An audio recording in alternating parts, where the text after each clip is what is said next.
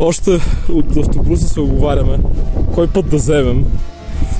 По-легация или по-стръмния. И викам, аре по-стръмния.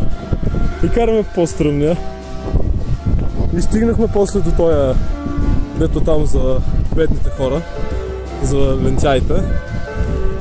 И си викаме, да караме ли по камъните? Викам, не, аз казвам направо да караме нагоре. Защото сме много готини. Мандо, който минава всичките трудни пътища тука, сега се чуди скъпа къл.